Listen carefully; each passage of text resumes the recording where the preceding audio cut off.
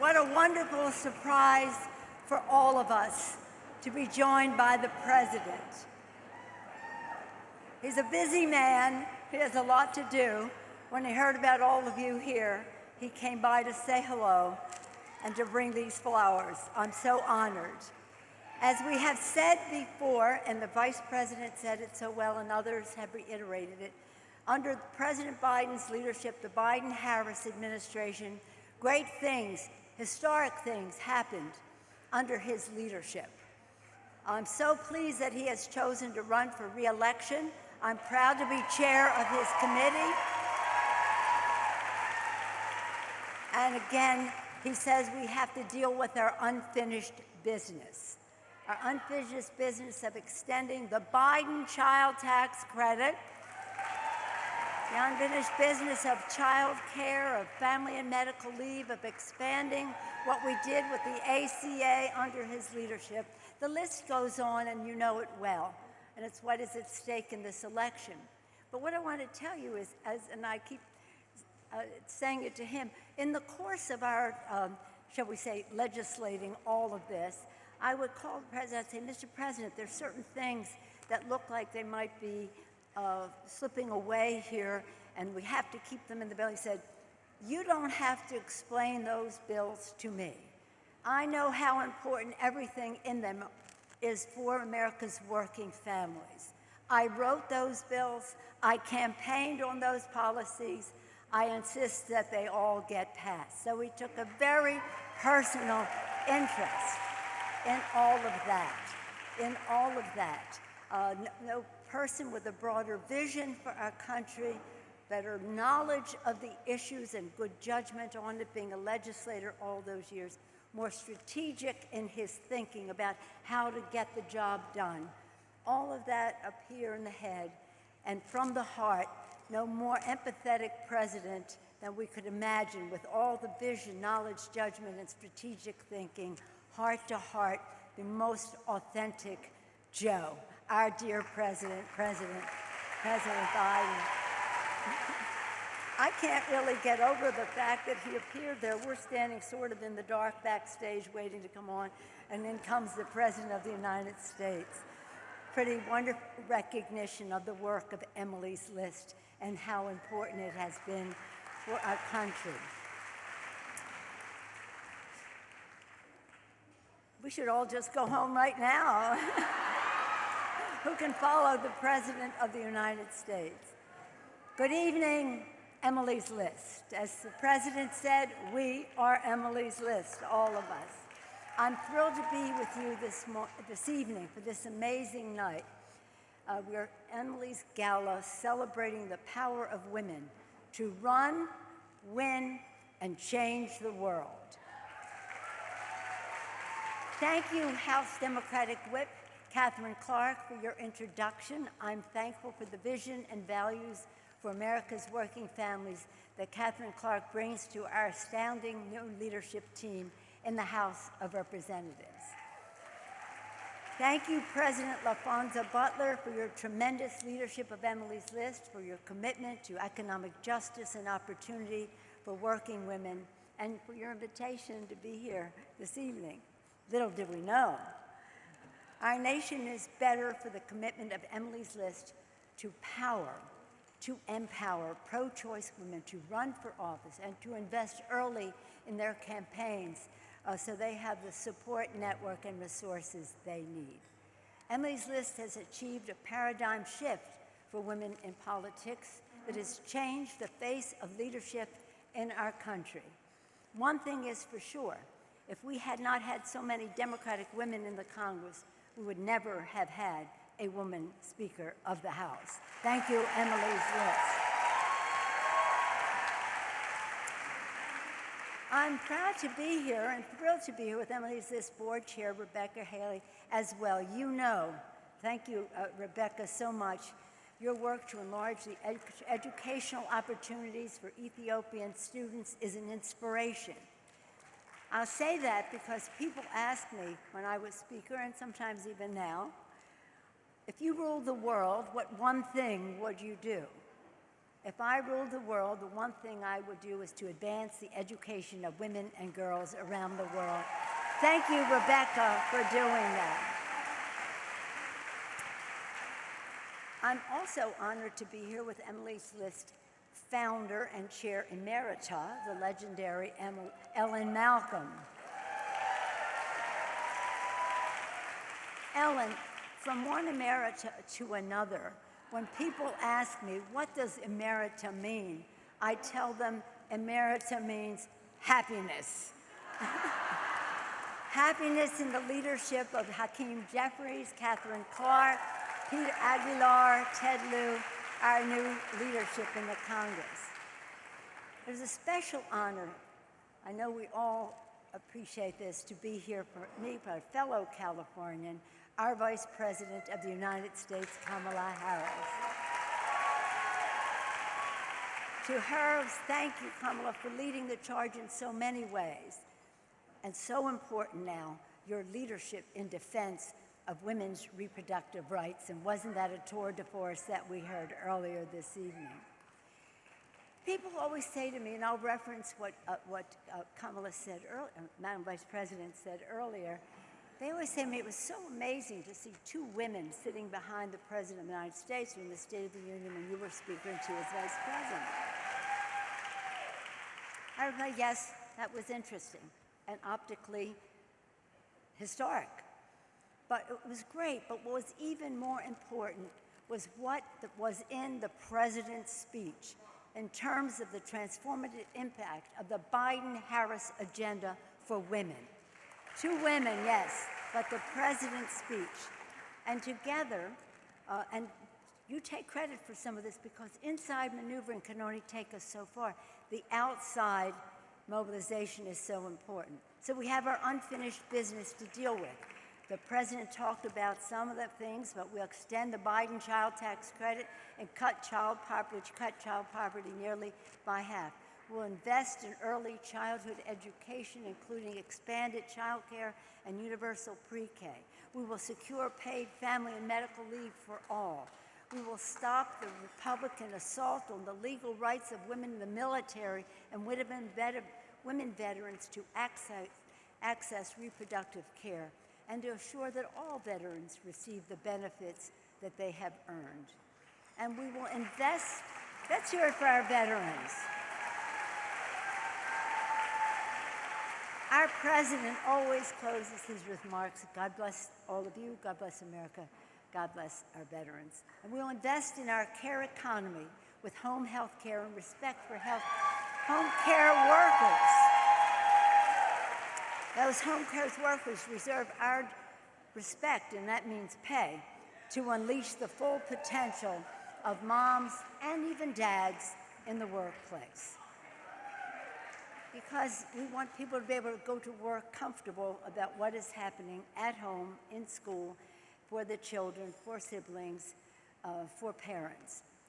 And we have to do this so that we have the fullest participation of women in our economy, because we believe that when women succeed, America succeeds.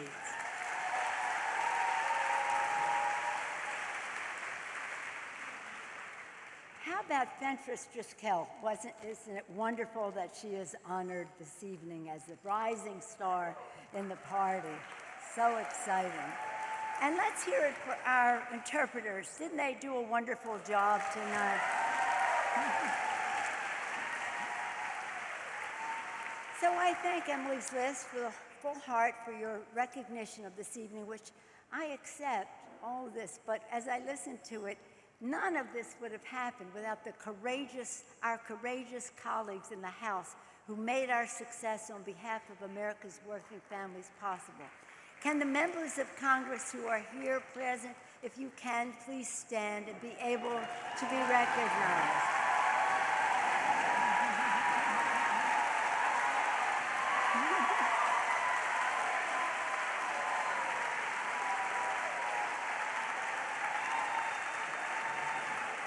So many of our House members, and Amy Klobuchar, Tammy Baldwin, of course we heard from Senator Rose and some members of the Senate, as well as Chuck Schumer earlier tonight, who opened the proceedings. In our House caucus, we say, our diversity is our strength, our unity is our power. When I came to Congress in 1987, were some of you not even born yet? Were your parents born yet? Out of 435 members of the House, there are only 23 women. 23 out of 435. 12 Democrats and 11 Republicans. So we made a decision on our side to elect more Democratic women, and today there are 94 pro-choice Democratic women in the House, with many thanks to Emily's list. As Speaker and leader, it was my mission to make sure that women were not only at the table, but were at the head of the table. We had many women chairs of committees. With the leadership of Emily's list, women candidates, voters, and organized made a difference in 2018, 20, and 22. Now let me just say this for a moment. You know, in the last election, people were saying, oh, they can't win, they're going to lose 30, 40 seats. They had their message all wrong. They think it's about women's right to choose and Roe v. Wade and the Dobbs decision. That's all in the rearview mirror. They're behind the times with their message. We knew that they were wrong. And although some of the pundits in Washington and New York were saying it's not about Roe v. Wade, it's not even about democracy, they have their message off. Well, the president insisted that it was about democracy and freedom, and part of freedom is women having the right to choose. But even more important than any of that was the fact that the candidates believed that they could win. And they made the distinction in their districts between themselves and their opponent, especially on the issue of a woman's right to choose and freedom and democracy in our country. So thanks to all of your help, we held them to 5. Well, that means it's very doable for us to take back the House in the next election, where we will have Speaker Hakeem Jeffries, Majority Leader Catherine Clark, Whip Pete Aguilar of California, Ted Lieu of California, all of them in the leadership. We'll be increasing our majority in the Senate so that Chuck Schumer will continue to be the majority leader of the United States Senate. And we will be electing President Biden and Vice President Kamala Harris, President and Vice President of the United States. And when we must. For nearly 50 years, Roe v. Wade stood as a pillar of health freedom and autonomy for women until the extremist Republican majority on the Supreme Court struck down Roe v. Wade with the Dobbs decision. Now, let's just say this. In the history of our country, from the very beginning, our country was founded on the idea of equality of people. It was not reflected in our Constitution, however, but thank God our founders had the wisdom to make our Constitution amendable. Abolition of slavery, black men having the right to vote, then women having the right to vote, Roe v. Wade, marriage equality, until the Dobbs decision. That was the first time we went in the opposite direction of expanding freedom in our country, ignoring privacy rights in the Constitution and precedent of the court. So reproductive freedom is a kitchen table issue for feminists. It's an economic issue, and it is a democracy issue about freedom. Extreme Republicans waging a war on women's rights need to know one thing. We're not going back. Do you agree? Let's say it. We're not going back. I promised my daughter Christine, who is here with me, that I would lead you in saying that. Thank you for responding. And thank you, Christine. I also told her I would tell you, we don't agonize, we organize.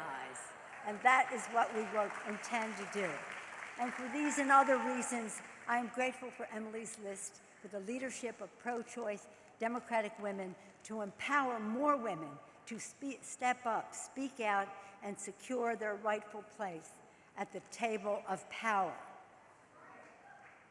My friends, I never intended to run for office. I never intended to run for leadership. When the opportunities presented themselves, I was ready. So my message tonight to women, especially the women who ask me for advice, be ready. I say to women, in the history of the world, there has never been anyone like you. You are unique, and you bring to the table something that is different and special from everyone else. Recognize your power in that. Know your power. Have a vision about what you want to accomplish. Have confidence in what you bring to the table, and be strategic with a plan to get it done. We need you. America needs you. Nothing is more wholesome to the politics and governance of our country than the increased participation of women and the leadership of women in our politics.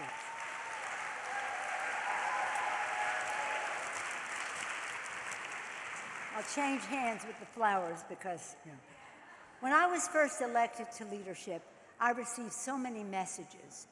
But the ones I liked the most had something in common. For some reason, they had the same stationery. And it had a quote from Eleanor Roosevelt. Eleanor Roosevelt said, "The future belongs to those who believe in the beauty of their dreams." So believe in the beauty of your dreams. Be ready, run, win, and change the world. God bless you all, and may God bless America. Thank you all so much. Thank you, Emily Smith. Thank you, President Biden and Kamala Harris. Thank you all. And thank you to my colleagues. We are Emily.